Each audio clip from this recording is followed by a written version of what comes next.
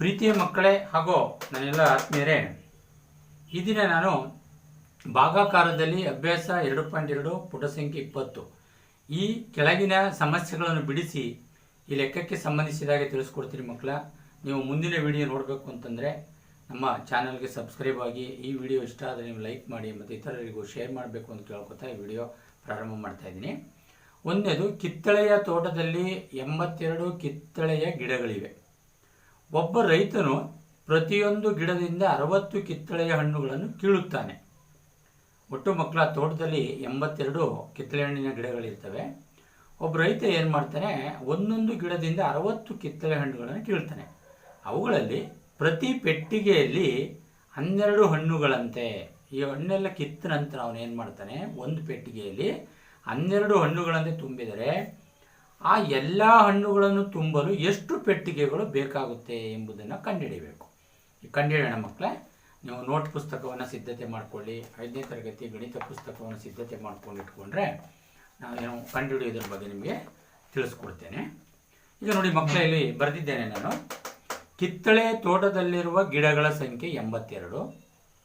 ಒಂದು ಗಿಡದಿಂದ ಕಿತ್ತ ಹಣ್ಣುಗಳು 60. ಈಗ ನಾವು ಏನು ಕಂಡುಹಿಡ್ಕೋಬೇಕು ಅಂದರೆ 82 ಗಿಡಗಳಿಂದ ಕಿತ್ತ ಹಣ್ಣುಗಳ ಬೆಲೆಯನ್ನು ಕಂಡುಹಿಡ್ಕೊಳ್ಳೋಣ. 82 × 60ರಿಂದ ಗುಣಿಸೋಣ. 0 2 0 0 8 0 6 2 12 2 ದಶಕ 1 6 8 48 49 6 2 12 2 ದಶಕ 1 6 8 48 1 49 5 ಮಕ್ಕಳ ಕೂಡಿ 0ಗೆ 0 2ಕ್ಕೆ 0 ಕೂಡಿದ್ರೆ 2 9 4900 ಹಣ್ಣುಗಳು ಕಿತ್ತಾಗಾಯಿತು 82 ಗಿಡಗಳಿಂದ ಮಕ್ಕಳ. ಈಗ ಒಂದು ಪೆಟ್ಟಿಗೆಯಲ್ಲಿ ತುಂಬುವ ಹಣ್ಣುಗಳು 12. ಬೇಕಾಗುವ ಪೆಟ್ಟಿಗೆಗಳನ್ನು ನಾವು ಕಂಡುಹಿಡಿಬೇಕಾಗುತ್ತೆ. ಇಲ್ಲಿ ಕಂಡುಹಿಡಿಬೇಕು ಅಂತಂದರೆ 4920 ಡಿವೈಡೆಡ್ ಬೈ 12ರಿಂದ ಭಾಗಾಕಾರವನ್ನು ಮಾಡಬೇಕು. ಈಗ ಇದನ್ನು ನಾವು ಭಾಗಾಕಾರವನ್ನು ಮಾಡೋಣ. ಹೇಗೆ ಭಾಗಾಕಾರ ಮಾಡೋದು ಎಂಬುದರ ಬಗ್ಗೆ ನಿಮಗೆ ತಿಳಿಸ್ಕೊಡ್ತೇನೆ. ಇಲ್ಲಿ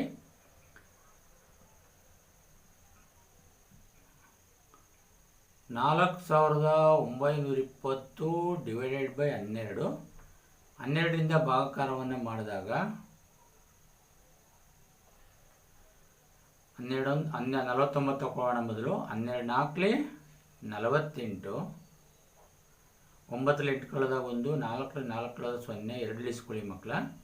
12 1 12, 2ರಲ್ಲಿ 2 ಕಳೆದ್ರೆ 0, 1 ಕಳೆದ್ರೆ 0 ಬರುತ್ತೆ. ಈಗ 0ಯನ್ನು ಇಳಿಸ್ಕೊಳ್ಳೋಣ.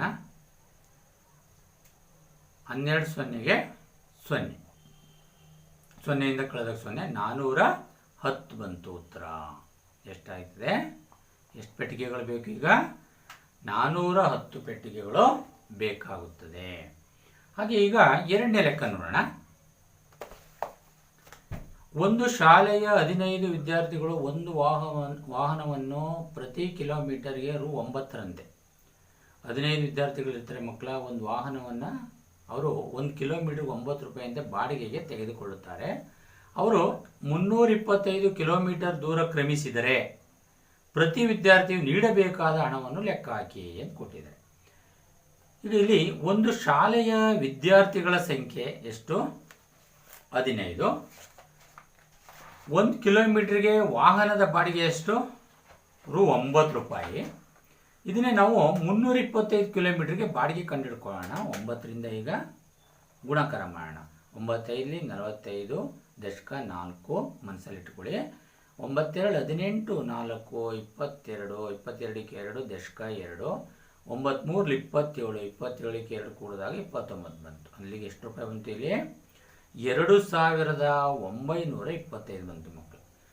ಹಾಗಾದರೆ ಪ್ರತಿ ವಿದ್ಯಾರ್ಥಿಯು ನೀಡಬೇಕಾದ ಹಣ ಕಂಡುಹಿಡಿಯಬೇಕು ಅಂತಂದರೆ ನಾವು ಇಲ್ಲಿ 2925 ಡಿವೈಡೆಡ್ ಬೈ ಒಟ್ಟು ವಿದ್ಯಾರ್ಥಿಗಳೆಷ್ಟು? 15. 15ರಿಂದ ಭಾಗಾಕಾರ ಮಾಡೋಣ. ಈಗ 2925ನ್ನ ಈಗ 29 ಇರೋದ್ರಿಂದ ಇಲ್ಲಿ 15 1 15 ಹಾಗೆ 9 5 ಕಳೆದ್ರೆ 4, 2ರಲ್ಲಿ 1 ಕಳೆದ್ರೆ 1, 14 ಆಯಿತು. ಈಗ 2 ಇಳಿಸ್ಕೊಳ್ಳೋಣ. ಅಲ್ಲಿಗೆ 15 ನಿಮಗೆ ಇಲ್ಲಿ ಎಷ್ಟು ಹೋಗುತ್ತೆ? ಇದು 15 9 135. ಈಗ 2ರಿಂದ ಕಳೆಯೋದಕ್ಕಾಗೋದಿಲ್ಲ, ಒಂದು ದಶಕ ತಗೊಳ್ಳಿ. 12ರಲ್ಲಿ 5 ಅಂದರೆ 7. ಹಾಗೆ ಇಲ್ಲಿ 5 ಇಳಿಸ್ಕೊಳ್ಳಿ, 75 ಆಯಿತು. 75 ಎಷ್ಟರಲ್ಲಿ ಹೋಗುತ್ತೆ ಯೋಚನೆ ಮಾಡಿ ಮಕ್ಕಳ? 15 5 75 ಆಯ್ತಲ್ಲ. 5ರಲ್ಲಿ 5 ಕಳೆದ್ರೆ 0, 7ರಲ್ಲಿ 7 ಕಳೆದ್ರೆ 0. ಈಗ ಪ್ರತಿ ವಿದ್ಯಾರ್ಥಿಯು ನೀಡಬೇಕಾದ ಹಣ ಎಷ್ಟು? 195. ಇಲ್ಲಿ ಒಂದು ವಾಕ್ಯ ಬರೆದ್ಬಿಡಿ. ಪ್ರತಿ ವಿದ್ಯಾರ್ಥಿಯು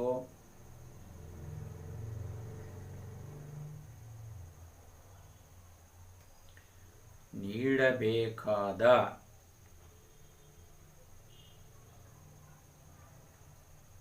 ಹಣ 195 ರೂಪಾಯಿಗಳು. ಇದು ಮುಗಿತಲ್ಲ ಮಕ್ಕಳ. ಈಗ ಮುಂದಿನ ಲೆಕ್ಕವನ್ನು ನೋಡೋಣ. ಅನಿತಾಳ ಹತ್ತಿರ ಇರುವ ಹಸು ಒಂದು ದಿನಕ್ಕೆ 8 ಲೀಟರ್ ಹಾಲು ನೀಡುತ್ತದೆ. 1 ಲೀಟರ್ ಹಾಲಿನ ಮಾರುವ ಬೆಲೆಯು ರೂ. 18. ಅವಳು 1 ತಿಂಗಳಲ್ಲಿ ಗಳಿಸಿದ ಹಣವನ್ನು ತನ್ನ 4 ಮಕ್ಕಳಿಗೆ ಸಮನಾಗಿ ಹಂಚಿದರೆ ಪ್ರತಿಯೊಬ್ಬರಿಗೆ ಎಷ್ಟು ಹಣ ದೊರೆಯುತ್ತದೆ? ಇಲ್ಲಿ ವಾಕ್ಯವನ್ನು ಅರ್ಥ ಮಾಡ್ಕೋಬೇಕು ಮಕ್ಕಳ. ನೋಡಿ, ಅನಿತಾಳ ಹತ್ತಿರ ಇರುವ ಹಸು 1 ದಿನಕ್ಕೆ ಕೊಡುವ ಹಾಲು ಎಷ್ಟು? 8 ಲೀಟರ್. 1 ಲೀಟರ್ ಹಾಲಿನ ಬೆಲೆ ಎಷ್ಟು? 18 ರೂಪಾಯಿ. 1 ತಿಂಗಳಿಗೆ ಎಷ್ಟು ಮಕ್ಕಳ?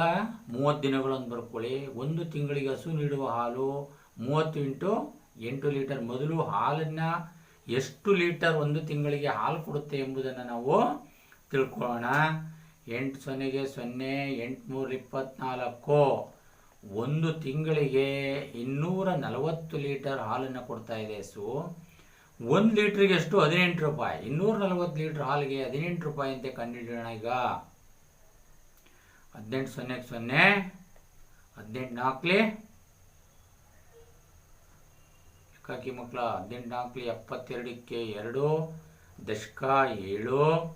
18 2 36, 36 7 43. ಎಷ್ಟು ಬಂತು ಒಟ್ಟು ಹಣ? ಈಗ 4320 ರೂಪಾಯಿ. 1 ತಿಂಗಳಿಗೆ ಇಷ್ಟು ಹಣ ಬಂತು. ಈಗ ಅನಿತಾ ಏನು ಮಾಡ್ತಾಳೆ? ಅವಳು ಸಮನಾಗಿ 4 ಮಕ್ಕಳಿಗೆ ಹಂಚ್ತಾಳೆ. ಈಗ ಎಷ್ಟನ್ನ?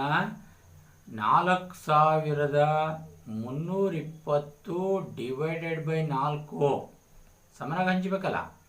ಈಗ ನಾವು 4ರಿಂದ 4320 ಭಾಗಿಸೋಣ. 4 1 4, 0 3 ಇಳಿಸ್ಕೊಳ್ಳಿ. 4 0 0 ಮತ್ತೆ 0, 3ರಿಂದ 0 ಕಳೆದಾಗ 3 ಬತ್ತೆ. ಈಗ 2 ಇಳಿಸ್ಕೊಳ್ಳೋಣ. ಈಗ 32. 4ರಿಂದ 32 ಭಾಗಿಸಿ. 4 8 32. 2ರಿಂದ 2 ಕಳೆದಾಗ 0 ಮಕ್ಕಳ. 3ರಿಂದ 3 ಕಳೆದಾಗ 0. ಈಗ 0ಯಿಂದ ಇಳಿಸ್ಕೊಳ್ಳೋಣ. 4 0ಗೆ 0. ನಮ್ಗೆ ಉತ್ತರ ಬಂತು 1080 ರೂಪಾಯಿ. ಒಬ್ಬೊಬ್ಬರಿಗೆ ಎಷ್ಟು ಬರುತ್ತೆ ಹೇಳಿ? ಸಮನಾಗಿ ಹಂಚಿದಾಗ ಬರುವ ಹಣ 1080 ರೂಪಾಯಿ ಬರುತ್ತೆ. ಈ ರೀತಿಯಲ್ಲಿ ಈ ವಾಕ್ಯದ ಲೆಕ್ಕಗಳನ್ನು ಕಂಡುಹಿಡಿಯಿರಿ ಅಂತ ಹೇಳ್ತಾ, ಈ ಒಂದು ವಿಡಿಯೋ ನಿಮಗೆ ಇಷ್ಟವಾದಲ್ಲಿ ಲೈಕ್ ಮಾಡಿ. ನಮ್ಮ ಸನ್ಮಿತ್ರರು ಕಾಮೆಂಟ್ ಬಾಕ್ಸ್ನಲ್ಲಿ ಈ ಅಭ್ಯಾಸ 2.2 ಎಂಬುದರ ಬಗ್ಗೆ ತಿಳಿಸ್ಕೊಡಿ ಅಂತ ಕಾಮೆಂಟ್ ಮಾಡಿದರು. ಇದನ್ನು ತಿಳಿಸ್ಕೊಟ್ಟಿದ್ದೀನಿ. ನಿಮ್ಗೆ ಇಷ್ಟ ಆದರೆ ಲೈಕ್ ಮಾಡಿ ಮತ್ತು ಇತರರಿಗೂ ಶೇರ್ ಮಾಡಿ ಅಂತ ಹೇಳ್ತಾ ಮುಗಿಸ್ತಾ ಇದ್ದೀನಿ. ಧನ್ಯವಾದಗಳು.